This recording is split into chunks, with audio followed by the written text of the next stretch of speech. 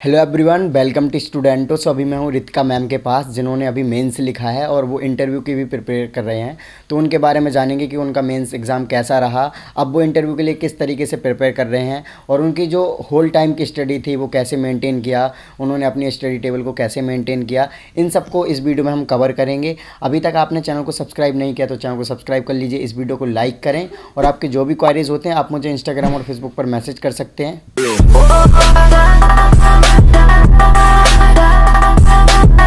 तो मेरा नाम रितिका वर्मा है एंड ये मेरा छोटा सा स्टडी स्पेस है।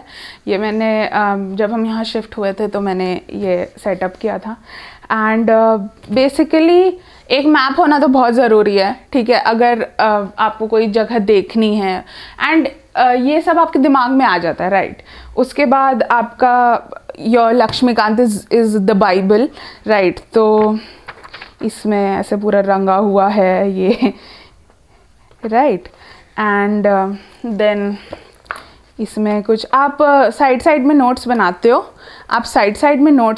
हो, है ना। फिर ये आप रिवाइज करते समय बहुत एसेंशियल होता है, ठीक है। एंड देन कुछ टॉपिक्स हैं जैसे इंटरनेशनल रिलेशंस है तो उसके आप नोट्स प्रिपेयर करते हो, है ना। It's very important to know what to know and what not to know, right. And laptop tablet वगैरह है, दीज आर एसेंशियल्स आज के समय पे, क्योंकि सब कुछ ऑनलाइन है एंड आप कितना ही प्रिंट करवाते रहोगे, you need to save paper also.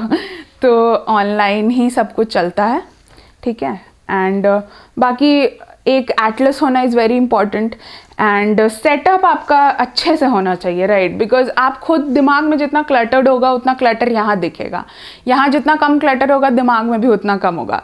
Now I would agree कि अभी ये काफ़ी क्लटर्ड है क्योंकि मेंस अभी ख़त्म हुआ है, तो I am not like in a mood to like इसको सही करने का, but ya this is what it is. UPSC CSE aspirant के लिए अनअकैडमी लेकर आया है आइकॉनिक सब्सक्रिप्शन, जिससे आप अपने प्रीलिम्स की पूरी तैयारी पक्की कर सकते हो। इसमें आपको मिलेगा personal coach, mains question answer practice, mains test series, paper, study planner, daily content and expert guidelines. Iconic subscription में अनअकैडमी प्लस की तरह सारी सुविधाएं होंगी, जैसे कि daily live classes, live test and quizzes, structures course and unlimited access एक ही सब्सक्रिप्शन पर। तो दोस्तों, देरी किस बात की, अपनी प्रिपरेशन को दीजिए एक नया मुकाम। और हाँ दोस्तों, आइकॉनिक सब्सक्रिप्शन के प्राइस 25 जनवरी 2021 से हाइक होने वाले हैं। तो दोस्तों, यही सही टाइम है। अभी तक आपने अपना आइकॉनिक सब्सक्रिप्शन को सब्सक्राइब नहीं किया है तो प्राइस बढ़ने से पहले ही अपना फायदा उठाएं। इसमें एनरोल होने के लिए सबसे पहले आपको वीडियो के डिस्क्रिप्शन में जाना होगा और अनअकैडमी का ऐप डाउनलोड करना होगा। इसके बाद आप अपनी कैटेगरी यूपीएससी सीएसई सिलेक्ट करें एंड इसमें 10% डिस्काउंट लेने के लिए मेरा कोड स्टूडेंटो यूज करें। तो दोस्तों, जल्दी अपना फोन उठाओ और आइकॉनिक सब्सक्रिप्शन को सब्सक्राइब करो। तो मैम, सबसे पहले आप अपना नाम बताइए और आपका एजुकेशन बैकग्राउंड क्या था। मेरा नाम रितिका वर्मा है। मैंने BSc honours mathematics Miranda house Delhi university से किया है। लास्ट ईयर मेरा अगस्त में मेरी डिग्री ख़त्म हुई है जी। सो मैम, आपकी डिग्री ख़त्म होने के बाद आपने कब से प्रिपरेशन स्टार्ट की है यूपीएससी की? राइट। सो सेंट्रिक प्रिपरेशन तो मैंने जुलाई अराउंड से शुरू की है, क्योंकि कोविड की वजह से डेट्स शिफ्ट हुए थे, तो उस समय से मैंने सही से प्रिपेयर करना शुरू किया है। बाकी जनरली मेरे कॉलेज के सेकेंड ईयर से मैंने सही से प्रिपरेशन शुरू की है। ओके। सो मैम, आखिर क्या कारण थे कि आपने एज अपना कैरियर यूपीएससी चूज़ किया? राइट।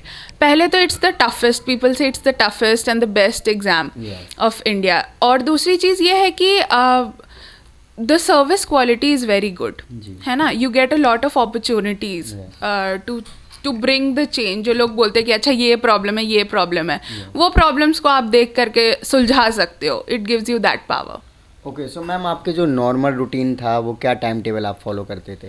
राइट। सो मेरे साथ ये प्रॉब्लम है कि I can not study for more than 8 to 9 hours per day, right. And मेरा कॉलेज भी था, तो उसके साथ साथ एंड मैं नोएडा से अप डाउन करती थी, तो ऑन एन एवरेज कॉलेज के समय में 3 से 4 घंटे से ज़्यादा कभी नहीं हो पाया है। एंड ये जब मैं फ्री थी अभी, उस समय पे I guess 7 hours on an average, not more than that I guess. Okay. So ma'am, strategy क्या रही आपकी नॉर्मल डेज में? नॉर्मल डेज में it was optional 50% of the time and rest 50% of the time, right? So prelim से कुछ दिन पहले तो सिर्फ आप GS में ही focus करते हो obviously, and बाकी in general days I used to focus on optional and then GS and to consolidate everything basically, जो भी पढ़ा है उसको ऐसे शब्दों में लिख लें कि खुद जब पढ़ें तो एक बार में समझ में आ जाए। ओके सो मैम आपका ये फर्स्ट अटैम्प्ट था, क्योंकि कॉलेज के तुरंत बाद बहुत सारे लोग नहीं कर पाते हैं फर्स्ट अटैम्प्ट में प्रीलिम्स क्लियर। तो मैम आपकी जो प्रीलिम्स की स्ट्रेटजी रही वो किस प्रकार से रही, क्योंकि आपने कम टाइम में प्रीलिम्स के लिए प्रिपेयर किया है? तो प्रीलिम्स में मेरी बेसिक स्ट्रैटेजी थी क्वेश्चन पेपर सॉल्व करना, राइट, एंड उसी ने मुझे शायद हेल्प भी किया, बिकॉज इस बार का प्रीलिम्स ऐसा था कि you had to very smartly select the questions कि आप कितना अटैम्प्ट करोगे। I know people who have over attempted, I know who have under attempted, तो वो करेक्ट अटेम्प्ट्स को फिगर आउट करना इज़ वेरी असेंशियल, एंड वो आई गेस मुझे हेल्प किया टेस्ट सीरीज से, क्योंकि मेरा नॉलेज बेस उतना वाइड नहीं है, एंड बहुत सारे ऐसे लोग हैं जिनका नॉलेज बेस बहुत वाइड होता है, बट कम नॉलेज बेस में ज़्यादा आउटपुट लाना टेस्ट सीरीज से ही हो सकता है I guess. Okay so ma'am जब आपका प्रीलिम्स क्लियर हो गया था तो उसके बाद आपको काफ़ी प्रेशर आ रहा होगा कि मेंस की प्रिपरेशन कैसे करें, तो आपने मेंस की प्रिपरेशन को कैसे किया? राइट, तो मैं ऐसे किसी इंसान को पर्सनली नहीं जानती हूँ जिसने एग्ज़ाम क्लियर किया हो या मेरे फैमिली में ऐसा कोई हो, तो मैं अनअकैडमी की स्टूडेंट हूँ, तो उनके कोच प्रोग्राम से मुझे हेल्प मिली थी, दैट दे गाइडेड मी कि कैसे क्या करना है। तो बेसिकली मेंस के लिए मैंने प्रिपरेशन प्रीलिम्स देने के बाद ही शुरू कर दी थी, बिकॉज आई समवेयर न्यू कि हाँ ठीक है हो जाएगा।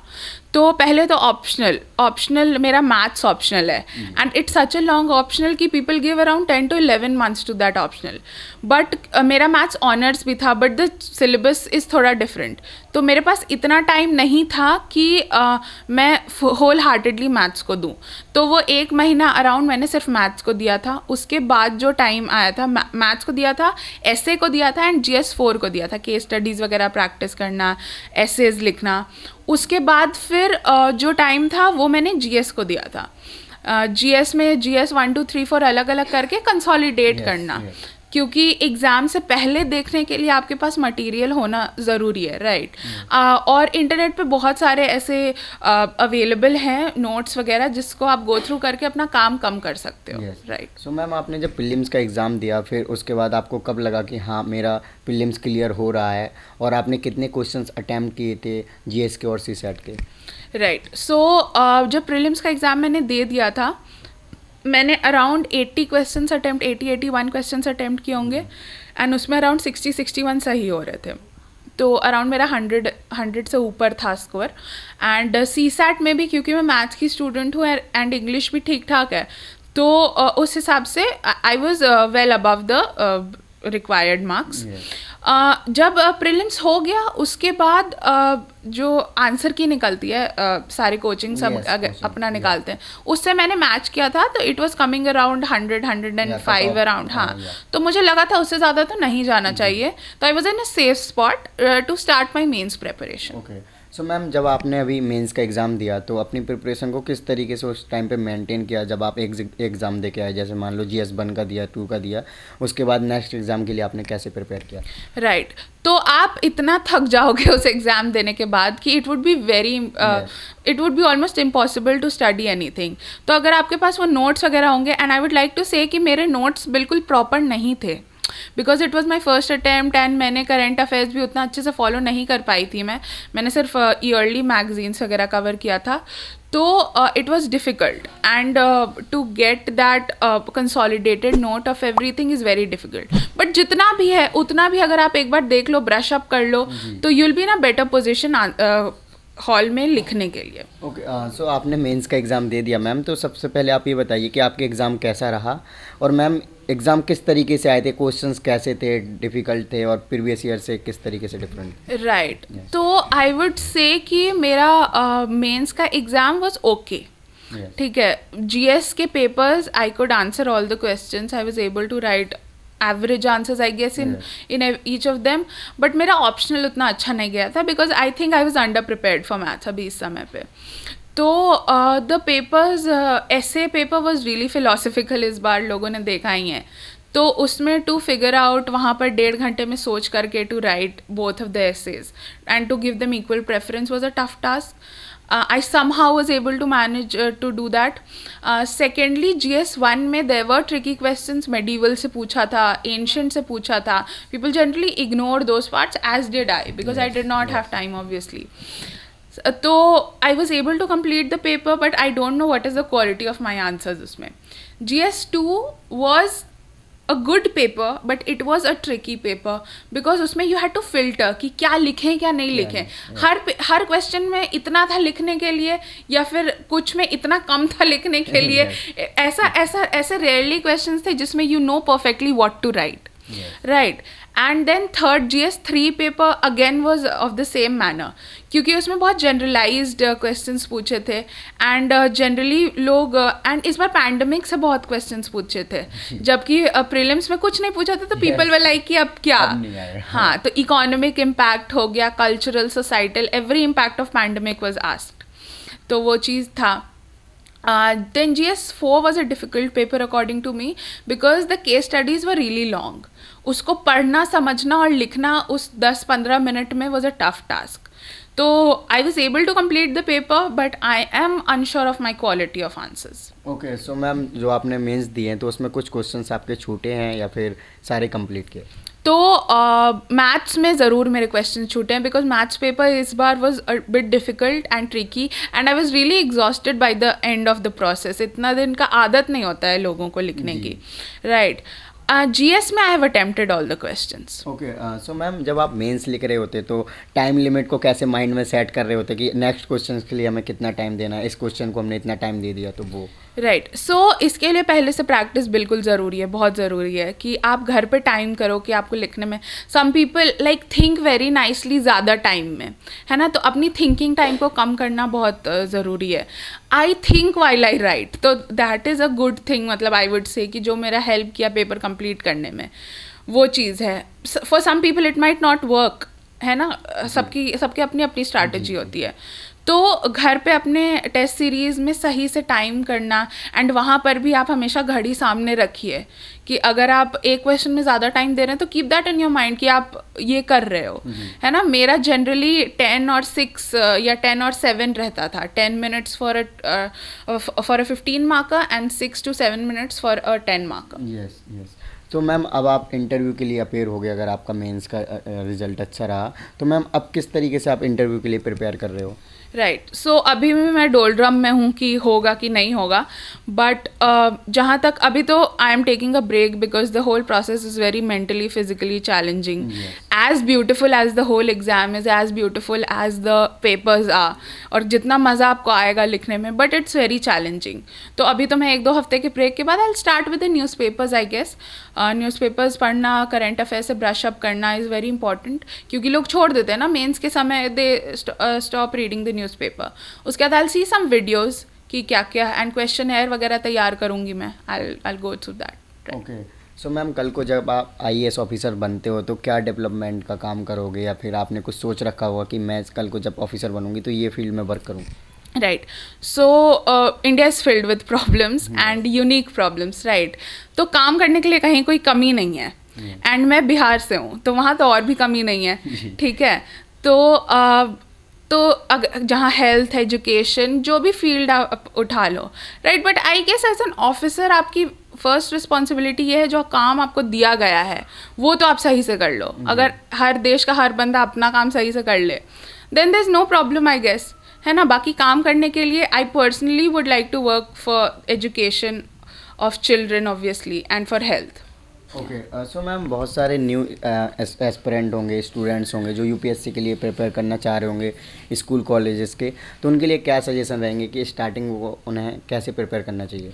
राइट. सो जो स्कूल कॉलेज में है प्लीज़ स्टार्ट रीडिंग, है ना. पढ़ना बहुत ज़रूरी है, सीखना बहुत ज़रूरी है. And I cannot stress this enough how important is it for you to read fiction और non fiction. Anything you read, anything, जो आपको नॉलेज आएगी ना वो आपको किसी ना किसी तरह से हेल्प करेगी. Knowledge never goes to waste. Right. तो start reading, start cultivating a habit of reading the newspaper.